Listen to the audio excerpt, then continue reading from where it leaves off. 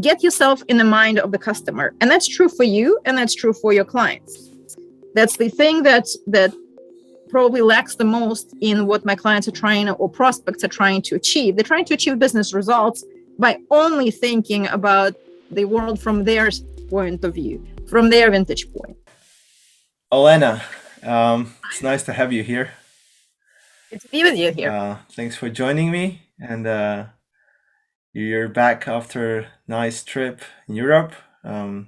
3 weeks, yes, traveling, working a little bit. You know, when you freelance and you can't really completely disconnect, but you disconnect some, right? You make a decision. That's kind of a perk of being working for yourself, right? Of being independent, is that you decide, okay, well, my work doesn't look terrible. Now it's summertime.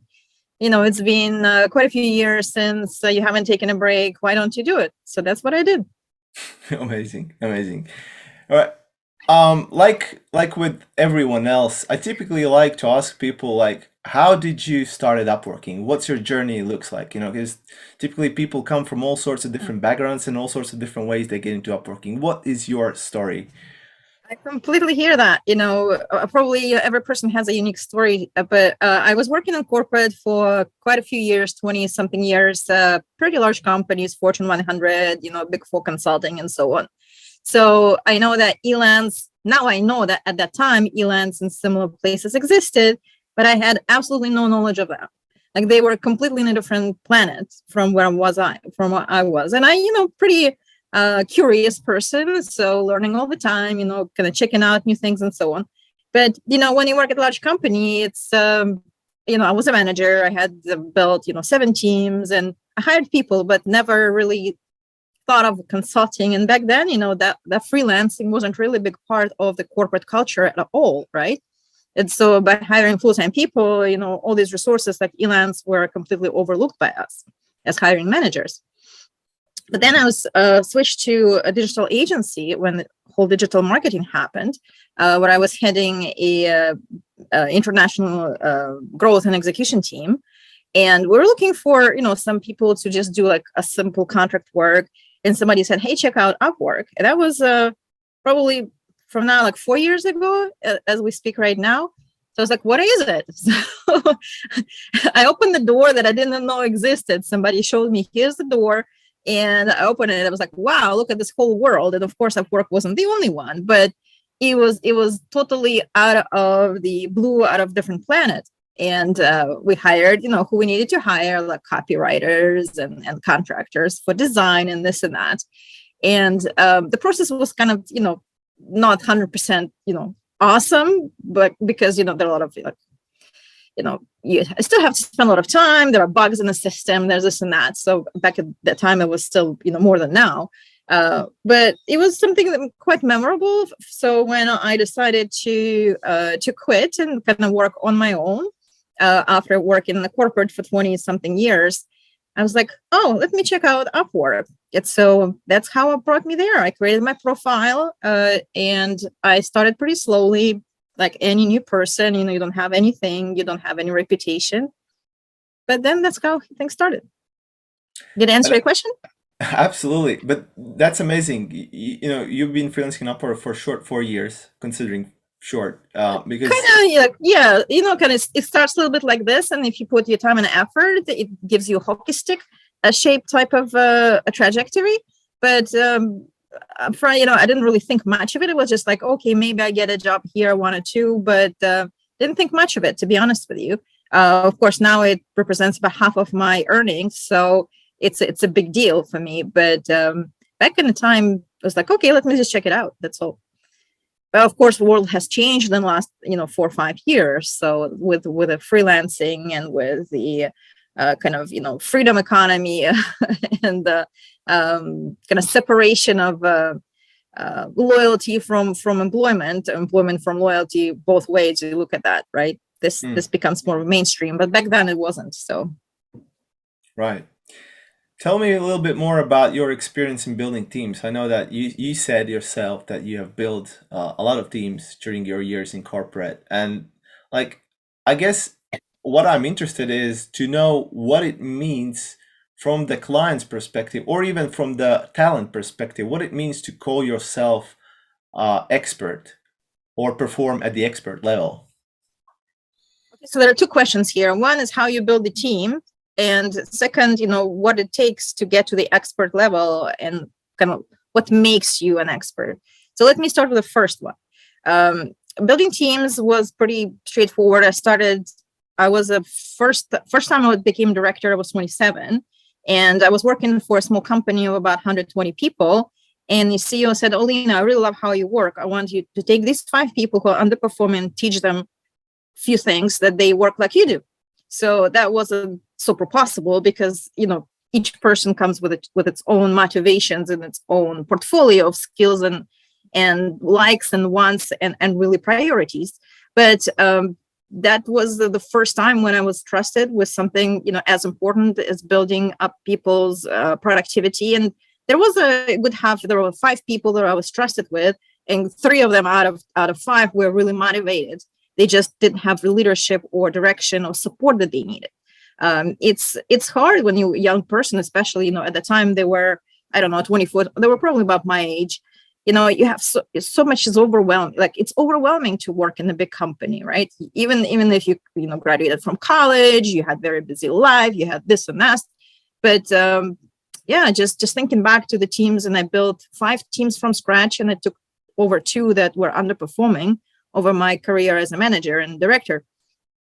That is something that is, I think, not enough covered. Is that it's not people like they don't know, don't do whatever. They just overwhelmed. There's a lot, right? You need to work on the hard work, like the actual work you need to do. You need to network. You need to have soft skills. You need to manage your relationship with the company. And when you just kind of starting, I think between your college, maybe like 27, 28, it's time when you need extra support. So that is my experience. So my type of manager has always been coach, kind of leader type of person, where I was propping up and sort of paying forward, taking the next generation of high performing individuals to the level where they can really be launched. So that was my typical profile, I guess, and my approach towards management.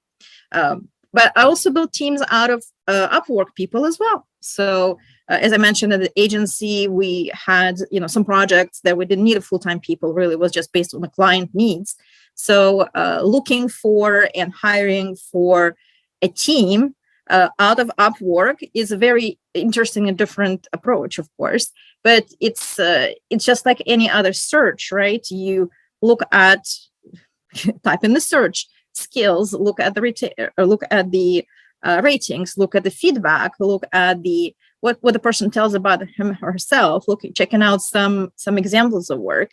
It's still a process. So, but I had more success than failure in that regard as well. I think that freelancers generally are more motivated because there is really no what I call like you're there on your own, right? You do it, you don't do it. If you're serious about it, you do it. If you're not, you're not probably performing well enough work at all. So I find it's probably easier to find a really good performer, a clear good performer on Upwork than otherwise, because people don't have like full-time job to hide behind or a team to hide behind. It's just you and your performance vis-a-vis the clients. So I keep doing it. I have clients where I'm a fractional CMO, so we hire teams from a freelance community as well, and that's been a good experience. And as far as the expert level, I don't know. It takes a while. I think at some point you transition from just having done a certain quantity of work. Those the famous 10,000 hours, right? To the point where it turns into quality. Like you don't really need to do so much of that, chasing the result or kind of, oh my God, how do I solve this problem? The solution ahead of time most of the time. It just you need to stop yourself from, giving the solution because you might be wrong. There might be some things to consider, but at the same time, it's. I think. It's a good question. Why would I call myself an expert? Well, somebody else told I am, right? So I got vetted by by other experts like like me there. So I'm an expert vetted talent and top rated plus, whatever those different stars are that you get on your on your uniform. But I wouldn't get there if I didn't know that I'm best suited for certain types of clients, for certain types of problems. Because I've seen them struggle with other providers. I've seen them struggle on their own or with their own kind of hired internal teams. There are a lot of marketers out there. There are a lot of very good marketers out there. A lot of very good strategists. I'm a strategist / marketer, but they're just we all have different ways and experiences and all different kinds of background and the suitcase of skills that we bring to the table. My suitcase is suitable for certain types of problems more than others. And so, but for other people, they have better suitcase than I do. So right. That's kind of what you need to understand, where you fit the best and what kind of problems you solve the best. Yeah, because I'm thinking like there is a lot of people who think they're experts, right? But they're not necessarily performing at the expert level. Like kind of like if you look at this from the client's perspective, right? The client kind of heard it quite a few times. Yes. Yeah, you know what I mean, right? Yeah, I get a lot of calls. Hey, I was working with such and such marketing person, but the results weren't good, or what I got, I still don't know what to do with. That those kinds of situations, when I hear people say that, it of course, I'm trying not to say like, hey, this person is bad or whatnot. What I'm trying to say is that, okay, what is the method to bring this type of clients who, my type of clients are people starting new companies, or they are started sometimes back, but they reached a plateau, they need jump to the next growth phase, or there's some sort of, medium to large size companies who have a new product, a new segment, some sort of new ground to break that they don't know the answers to, right? And so the skill that I bring and that expertise is really in asking the questions. So, of course, I don't know where that's going to go either, right? But we can get there together and be very practical about how we do it. Yes, so when people call us experts, it doesn't mean that you read, a bunch of good books and you can, copy and paste, strategy from one client to another. I've seen plenty of that, right? I've seen, it looks like an expert, but does it really specifically right now help this person? Usually it's the owner of the business who works with us here on Upwork, right? Make a next step and go to where they need to be and get the results, right? So once you do it more than once, you're like, I'm talking about myself, like, okay, so I figured it out. Of course, having worked in the corporate for 20 something years, I've taken on the projects and the initiatives that either nobody wanted or didn't have, enough knowledge or guts to take. And I've always been an entrepreneur myself internally, right? So I've compared myself to other people plenty of times, secretly and verbally, and not so secretly, and others compared me. So I kind of, seen it all. And are there better professionals out there than I am? Of course they are. There are some people who have skills I don't, and vice versa. Just finding your own kind of client base and a direction and the fit that makes you expert in that particular area. Don't try, like I said, don't try to be expert in everything. Yes, just pick the type of section and type of impact where you can be really, really good. This podcast, whether I mention it or not, is brought to you by Proposally. It's brought to you because first, I created Proposally for freelancers just like you who struggle sending winning proposals on Upwork, and really for everyone else who just wants to send Upwork proposals faster. I collaborated with top-selling expert Upworkers to create a growing library of effective and proven Upwork templates. You can use these templates when you apply for jobs on Upwork. Now you can send proposals your clients will love reading and significantly increase your chances of getting hired. And even better, you can do this in a fraction of time. No more digging into your notepad or searching your computer for your best performing cover letter templates. Proposally is built into Upwork's proposal flow. It fills in the blank cover letter section and also screening questions if there are any during your application process. So it's really super easy and intuitive to use. Second, well, I use this tool every day for my own freelance business, and it saves me nearly 6 hours per week. I can use this newfound time to improve my business in other ways or make additional income if I want to. That's what I call effective proposals. Quick warning, guys, never ever send cookie cutter proposals on Upwork.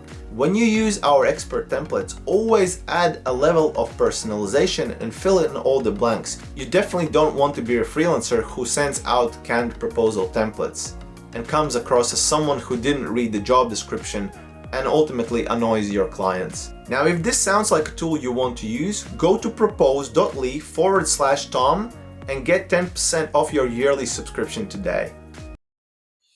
Do you think there are any traits or skills the person should have to actually call themselves like experts? Because I'm just thinking from someone, because a lot of people are kind of insecure to call themselves experts.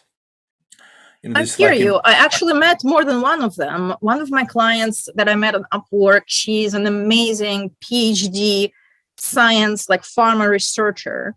She's been doing it for longer than I have. She's probably in her like mid-50s, and she's amazing at what she does. But the level of confidence was just not. I was shocked to see, and it's not the first time I see it. Right, in women particularly, who are really good at what they do. Is just something there that a lot of people wrote many books about why. But I see the result. I see the result that people undersell themselves and don't understand where they are strong, and they have the right to say, I'm an expert, and they should feel good about it, right? So I think the first thing would be curiosity and a drive.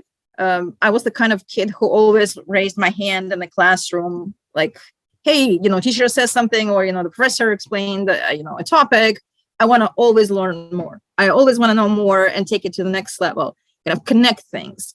I work on the intersection of strategy and marketing, but I also have done accounting studies because, finance and accounting and money is the language of the business. I want to make sure that I understand how the business owners think.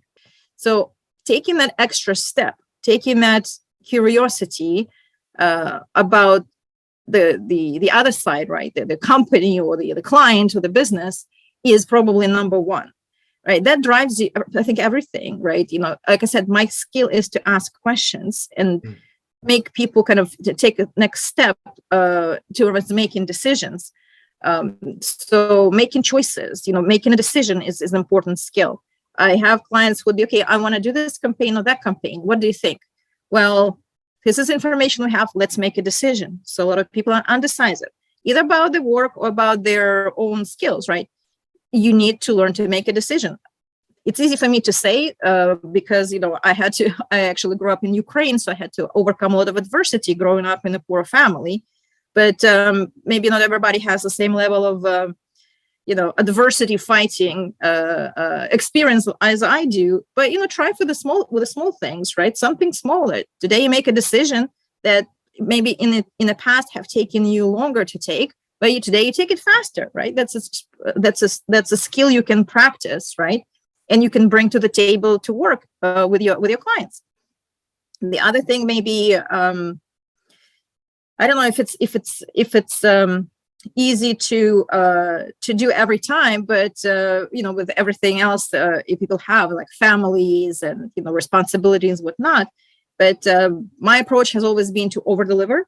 So if let's say a client wants a go-to-market strategy, or they want to launch and they want a description of the target audience, I would say, okay, here's your description target audience, but I also looked at your website, and your website doesn't look like it can be converting easily. And here's 5 things that you can do better. If you want me to tell you more about it, there's be another hour or 2 hours of work.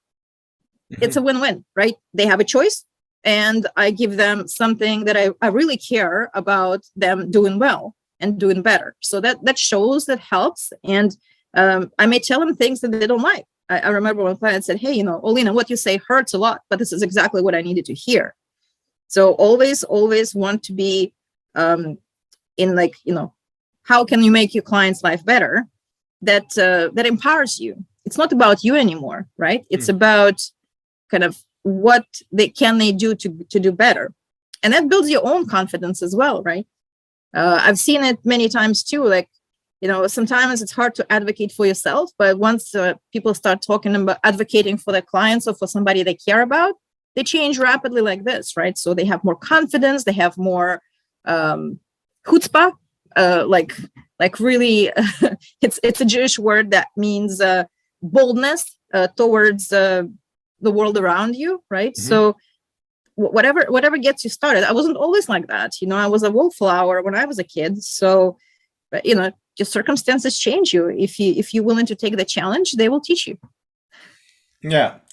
So we're almost getting to the place where we're coming up with these a few things that could potentially help someone listening to figure out, like, if they're like thinking, oh, always wanted to kind of perform at the higher level. Now I think we're getting to these action items. First one was, you said there was a confidence, right? Being confident in your abilities, being able to sell yourself. And the point number 2 was curiosity, right? The point number 3 was going that extra mile and genuinely caring about your client's results. That's Yes. what experts do, right?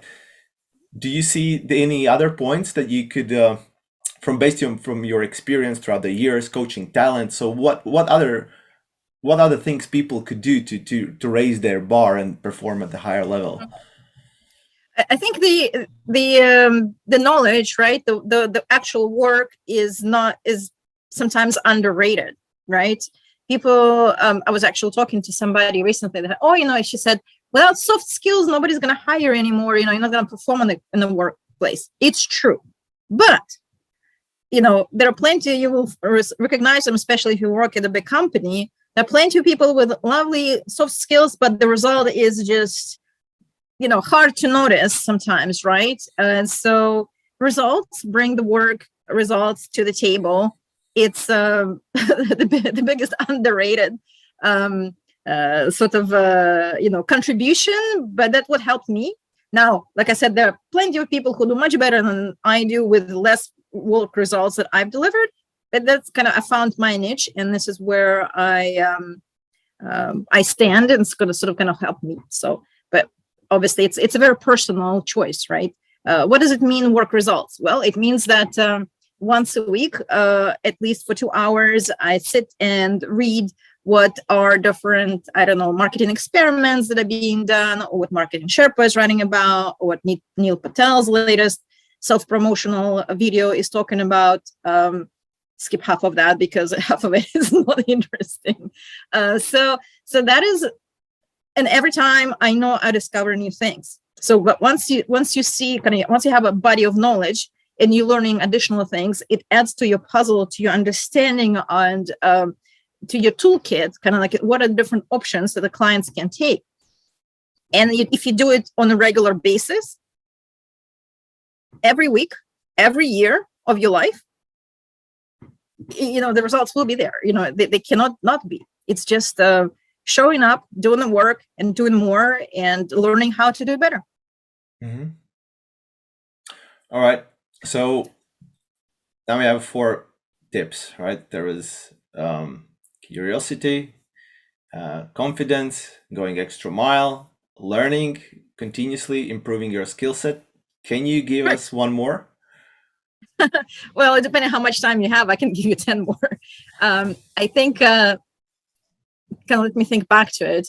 Don't try to cheat the system. I have a client who said that he was forced to give a rating to a contractor, to a freelancer on Upwork, that he didn't like the work, but the contractor was holding the work result until he would get 5 rating or 5 stars, and copy paste what that contractor wrote as his own review.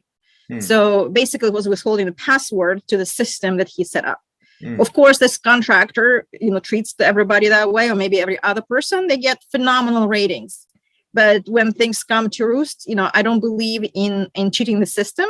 So, and I'm sure that this is not the only person who does it that way, right? Of course, on paper, it's going to look phenomenal, your profile, if you hold your clients hostage, but it's not going to make you an expert in any shape or form. So, so that would be my That's my personal, I guess, choice and preference. Some people may choose go the other way, and apparently they do, right? And the other thing would be really, specific to Upwork is that get yourself in the mind of the customer, and that's true for you, and that's true for your clients. That's the thing that probably lacks the most in what my clients are trying or prospects are trying to achieve. They're trying to achieve business results by only thinking about the world from their point of view, from their vantage point. Put yourself in the client's shoes. Hey, I'm a business owner. I'm super busy. You should know, right, that they don't sleep much, right? That's all they do most of the time, right? They're trying to stand up, especially in the startup phase, right? So these guys are really busy. They're trying to find somebody quick. If it takes you, 3 days to respond, you're not on the same wavelengths as they are, but you need to be, right? So I think about it as Upwork is really heavily indexed towards small businesses, right? Of course, there are those who chase, these big, brands and, fatty contracts, whatnot. There's only a limited number of them. There's a lot of money in it, but number-wise, it's a small number. So most of the time, you're going to meet probably small business owners. So be on their wavelengths, right? They need to move quickly. You need to move quickly. They want to talk to you at 6 p.m. on Saturday. Talk to them on 6 p.m. on Saturday. Maybe that's the only, 15 minutes they have in their week. Now, if it doesn't work for you, of course, there are plenty of other ways to earn your living and, do well in this life.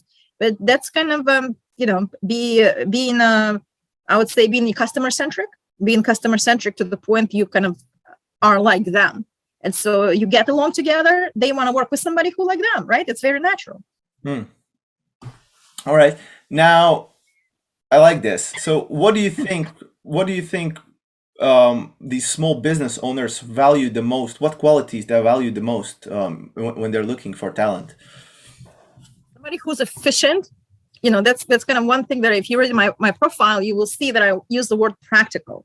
Mm-hmm. And practical means that I can write for you as a client a 100-page PowerPoint like any McKinsey consultant would. Mm-hmm. But that's not going to help you tomorrow to get to your sales targets. So I need to use all of my knowledge that is a super expert knowledge in a very practical way that in a short period of time, usually between 5 and 15 hours, we can make a difference for your business. Like really big difference. And so that practicality is what they're looking for. Mm-hmm.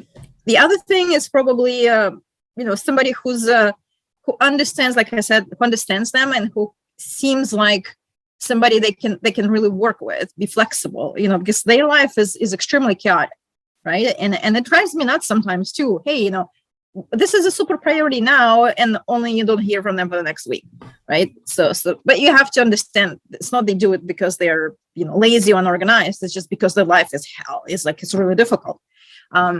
So being kind of accepting, saying, hey, I understand what you're going through. I know I can relate to you.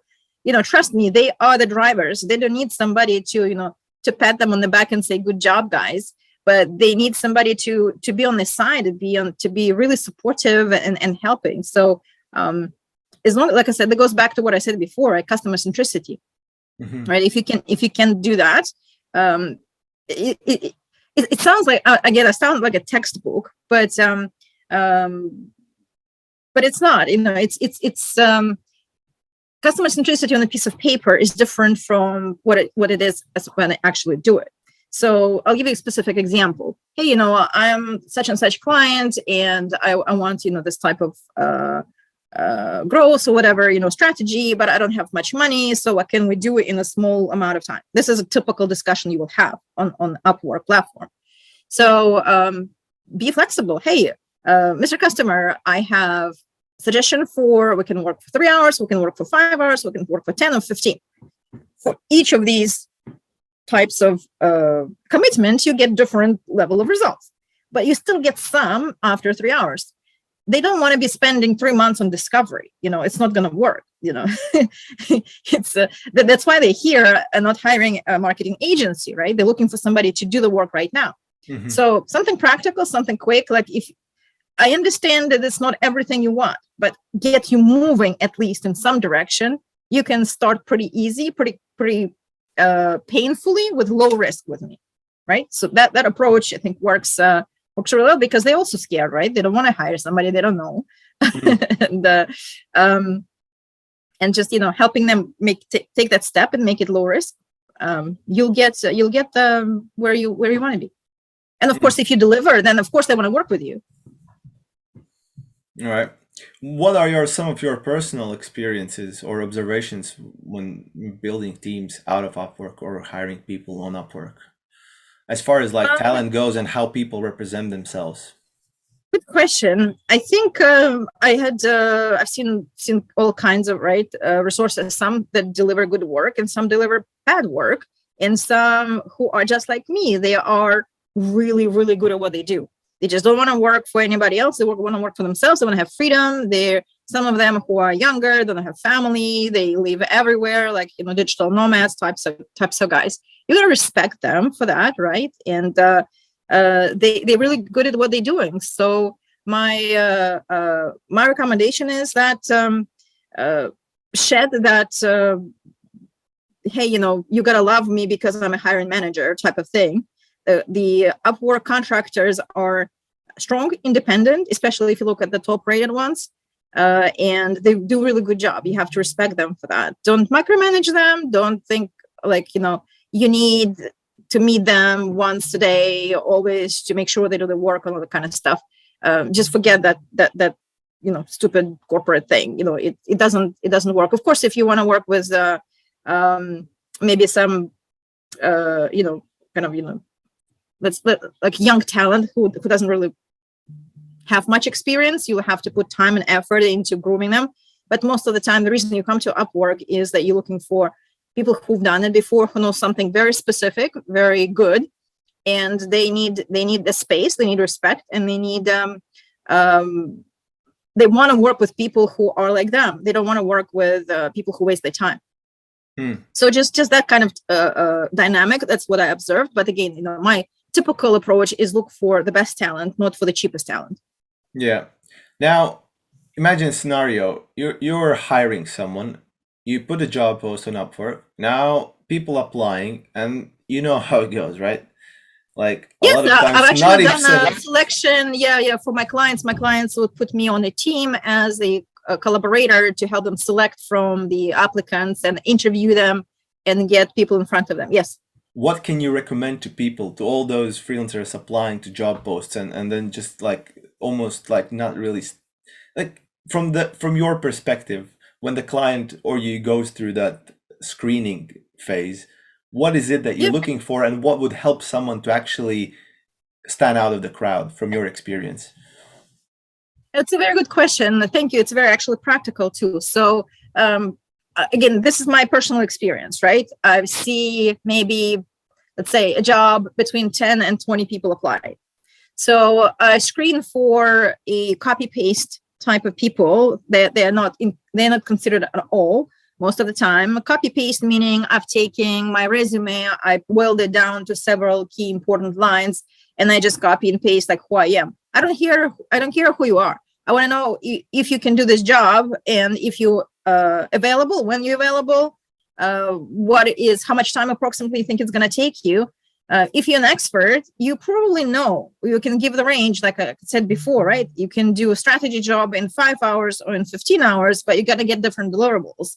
So I want to see a little bit of that as far as kind of like, not copy pasting your standard resume, but, write 3 or 4 lines. It doesn't have to be long, something that is specific to the job, when you're going to do it, how long it's going to take you, that indeed I have skills that it takes, and maybe highlight one that is particularly relevant. Like, for example, yesterday I applied for a job. I don't typically apply, people invite me 9 times out of 10. Mm-hmm. And I respond to invitation saying, hey, thank you for your interest. It looks like I have, a good matching background. Here's one particular experience in last mile delivery, transportation delivery that I have. I worked with a client that's local in Massachusetts, in that they are exactly in the last mile delivery. So I got response right away because I say, I know what you guys do. So I've done this before. So that is I mean, it's a little bit of more work than just copy and paste in your resume, but that gets you responses. And one more thing that I would always do, I would always put some sort of like, hey, type the word monkey in the first line so I can see that you read the ad. You would be surprised, 50% of people do not do that because they do not really read the ad. Yeah. I know. It is mind-boggling to me. So why are you applying if you haven't read it? Yeah. It is weird because, like, especially like, you're right. It's not, those days when you could just send out free proposals are long gone. Now, there's like internal currency, right? Connect. Yep. And like essentially you're throwing money away. Like, is it really that hard to read the job post, right? And increase your chances of getting hired by adding those few customized lines to your proposal. And then you may have the best experience, but nobody's going to consider you because you didn't read it. And it goes back to what I started with, right? You actually need to do the work. Yeah. Show up, do it. You can't escape that. There's no magic bullet. My 13-year-old son still thinks that there's some magic, fairy tale lady is going to come and, move the wand and get things done in his life. No. Yeah. But he still has a few years to figure out. Most people on Upwork, they're kind of adults. They should know by now. All right, Olena. So I think this has been a beautiful conversation. A lot of insights from your side. Now, if anyone is looking to connect with you or work with you, what is the best place for them to get in touch with you?